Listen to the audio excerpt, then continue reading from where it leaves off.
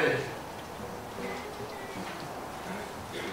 Tampo i he Palestini, asiasi Benedictia Lucila. Tapuatu ki he kau tau laiki. Kau whakuwhonga ai whatoka tea whanohua a whafumata halalu. A kore me mua ai mo mini koe ni ki u whaeaia e taitari ki sea o mea.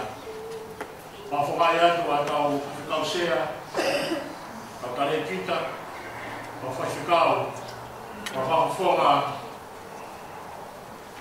a whatoka te ana me i ngai whanua muri. Amerika, ka Hawaii, kon te ni pi Australia, te Kumusirani. Pena ingi Palestini, o ku tai mani e ai kon whenisi a whatoka te ana, kono a whafumata hubaru. Te tai mani e no lawe ai, Ola mai pe ko e fofo tai me ni ke mea mai ai i ho laka ma. Ko laka manu ai ai wa fonua toa a te aroa no sila. Deke mahana ma aura o laka manu taora ko i koi. Ko whaka maare na ngahi ua e whaituna ko ke mea mai o whakoloa a tōlotu kon whainisi whatau katea wa kumataharamu. Mea mau taitari a whitona, pa maawatu i taitari lei. Kore na whai ati e whitona i he whiafko e nusa. I kupa tau hopa atu ko kore pete urawati o tau pokarama. Na kata ki mai tutuni a sea hopa atu a hopa e tau hiwa. Ko tau loka mata e whahoko ia e whewhikau kore Lennox i Amerika, whewhikau Roy May Koso. Ko kau rea, Rocky rea, ko e whewhikau Haroti Kailahi. Ko e General Secretary elect ia ai Northern Synod o Australia. Nea whekau a ko Mene Whaiva Bregovic, ko tare kita ia Global Ministry ai General Conference United States of America. Lea ana tōru, whewhikau toke tā sio sai a tuitahi. Whewhikau se ai a Bitcom ai United States of America. Lea whekawha, whewhikau toke tā South Prescott. Koe tāhana whakawhonga ka me he Mountain Sky Conference na me Amerika. Koe whaka moe whakawhonga ke le Wakaroa tātou i he rea, ka mi Amerika pe, ko Mansiu e Koso. Whawhongai mai kau leiki, ko kau pure eni o kau wholau koe mi Amerika. Te hoko, ko whawhikau toke tā Catalina Tahafe Williams, ko e World Council Conference Program Executive Mission by Evangelism. Tahai ai whawhenei Tonga o ku Maui he World Council Conference i Geneva, Switzerland. Hoa hoki ai General Secretary Australia, Musawere, o ku whawhikau take tā Andrew Williams. Whakau rea aia, i whatutu, kau koe mea na tāpe a sea i toki tāna ki ne kaurea whatutu.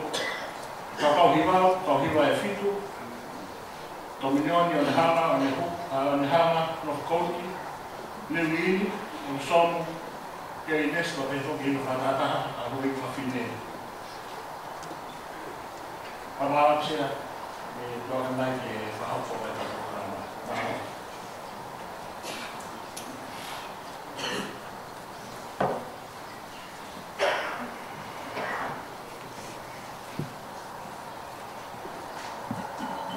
Paketaki me fia ki whakakolo ai ki o ona langa ina gloria i katoanga whakalami whai, e whakailonga, ai lava o konferenisi, whakatau kapea hono wā i Aotearoa Nusia.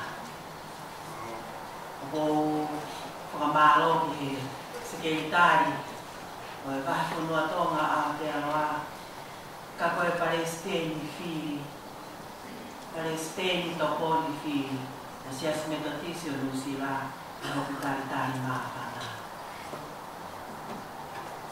Ke tau kamata, ai katoanga Hosanna e fia koeni. Mo mea haki ke tau hira, ono ngia hono furu maapao hini, ono taa paa. O tau kei mo ui mo te mata, kalau se taa ia tau mata, tau ai kama.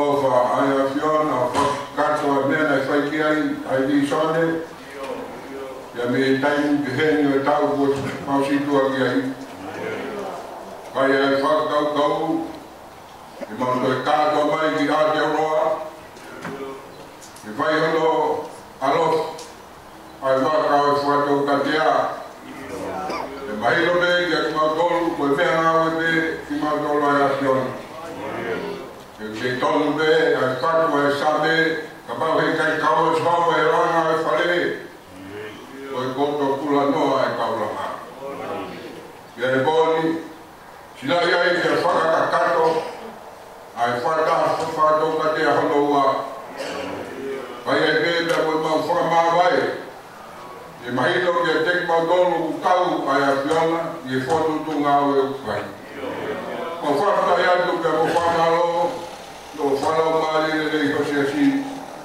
malo ulau maari a hoiki le lei kia hamata pole lo e tāpuaki o e whilei praesteni o e skesi ka koe sea kātoanga ai pōkoi malo malo te e whaifukau seaga mai whaifukau pule na tolo e kaunga toho palau o e wahenga ngā ue kai maani na tolo o lava mai ya mi Australia na tolo ko lava mai da mi Amerika ka whatanga me kanda i whaikau pole wahenga hapa i masani koloa ka koa koloa e tua mas ma whatata mai da me ngahi kau hiwa eki o e wahe whanua ka toa e whatongiani koe paumarani whiawhia te i e mahino ki a tek mautolo o kau e a fiona te mautolo o loa tua mas o tu e ka moe plan ke ngāwe e po koemi a whita lalo kai hae lea mai hola maari mea ngāwe i nga tolo koto a pēko whai hoka hono mahi ke whakakoloa ki mautolo e ngā lea e po koemi mea po ia e ko mas e ngā hiwa maari e ko te mai toko ke whotfotua ki ala no langina ko e lano e whio i o whotua i ala maari one e a fiona o si a tai ni whaia i hono whakakakato sila i e whakatou ka tea hono wā tuku kei tuku ngā panatu a whika lalo a whiona ma tolu ko whlau mai ka māri na tolu e hoko e ka fua whakau ia he ni o wake ki loto ia e pe ala maari o ea whiona a whika lalo a whonga o whakakatu pe mo ke whakau e maulotu ke ia whio e pe ko mautua wake te mawai mo inge ke mea ngā wea ki leo e mautai tau maulotu e ka mai mahui e siso Christ ko mawai ki Amen. Oh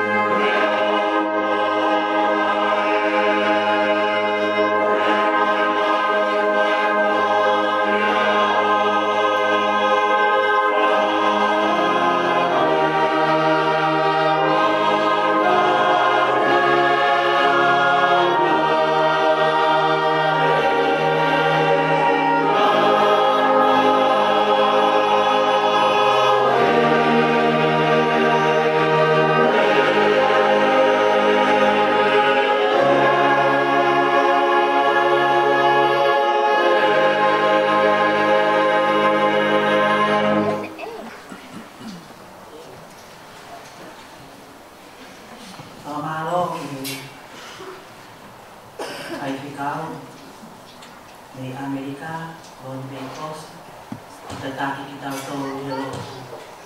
Koe kātoa ngāni kia tā māwhana. Whiwhia, he eiki, ke tau hula e loia, ke lami ia, he kātoanga, koe whakatau ka te a, o tau whakataha mai ai, ki kēnani. O kore ke uhu whanga pe e tala whakatapaka, toko au whaki e toko ni pareske ni whine se as metotisi, e tuini tā kai, ka o hawa tu he whiwhia o tō kalama i whia koe ni. O se hanga pe e tuini o whakawhi e kaurea he mōmini ki whakaosi pe he ni laua ki mōtō. Koea ko whakamaro wa. O ko whia tō o whai mamari e koe ni ki mua pe tau hoko ati pe tau ngahi hiwa. Ke o tari whia o loto māwhana a ki mōtōru kotoa, o mō mea mai mei tu a pule ana. O ko whakahokonga e kono Felice es Metodisio Musiva. I hono tari le rei ki mōtōru, he wikai ko hamea sii, ho o mō mea mai i ho mau motu sii. Mei Amerika lahi, mei Hawaii foki, ka umaa e kontinenti, Australia, pia hilio ai, a lava mai mei siliva, a fine eki. Nio mo pe koe ki i kei tala hou pe, a toke tā katanina ta hafe, ka koe kau mai me he World Council of Churches, mo ki tau tōru, i he whakatō katea, i okalani musila koe koa. Māloa kau whai whakau, kai uma aho mō ngahi hoa o whaanga. E nau kau whakataha, pia mo e whine tare kita. E Global Ministry, a Conferenisi Aoao a Amerika. Whakawhitaki he ki kau whine, e nau kau whakataha, i he whakatō katea. O whia a Conferenisi, e se as Metodisio Musiva. He lava ke tau whakatō katea. Ke tau kautaha mo ki mōtōru i he whiohi angani. Oia, o kou whia, ke kawatu mo i whaiwhikau sea rafu no tonga a te awa. Kai uma ai whaiwhikau pūri o wahena ngāu e whanani mankau. O mō mea mai ki ai. I he whia he eiki, he whakatau te hina. O tau tāku maari e aini. Koe ngahi hiwa koe ni, kau whakawhonga whakatō katea me tō pleana. Koe kau hiwa le rei taha eni anusila. Koe uhi ngaia, o ki nā tōru eni, o whiri le rei pe, e whaiwhikau sea, pia nā tāri a tōre ai. Tokoni paresteni whiri, ke nau lava mai o whakamāwhana i a whiohi anani. He ko ki nau tōru pe ia e rei taha. Koe whitu i kau hiwa koe ni, kau whakahoma whakatō katea. Mō whoki atu pe o maiha nau ngāhi tāre. He koe uhi o ku nau whei lau, mea lahi ka nau lava mai ke whai ai tari o ki mō tōru he whiawhini. Peheni pe hange pe ko ia na lawa ko e tuini e whakahoko pehe pe e te utara mo fua pe e whakotutua e tui mo te nita na whai ka mo foki ki mo tōru ka na au me kunawa hake tāku pe. O mi pe i si o peheni kamata pe hi wa e to milioni hoko atu ki One Hunga, North Koti, Niulini, Epsom, Glen Inesi pe a toki whika whitu ai tahine whai bāko, hiwa whakatataha ka kai whiwhine. Pea koe ne laka pe urang takai koe ai toko whitu, koutui ko mā whana e kau hiwa, ke tau ku kamata lewa he lea whika uruaki, whai whikau hāloni kai lahi, General Secretary-elect, Northern Synod, o Australia. Pea ko le lava pe ura lea. Pea te tanai do o ale. E ko e tau polo tu ura ko ke ko pare se ko se me ko se tau auia. Os pe ni bandomina ni. Ospe lea como el mole buati, ni ka ko wale ka tamanioni. Ya lea va fikawa. Dale kita me go ministry Amerika. Merifaiba Blagovic, ya hiva onihunga. Ya hoko lea no tolu. O tobetaso saya kita. Kau saya Amerika.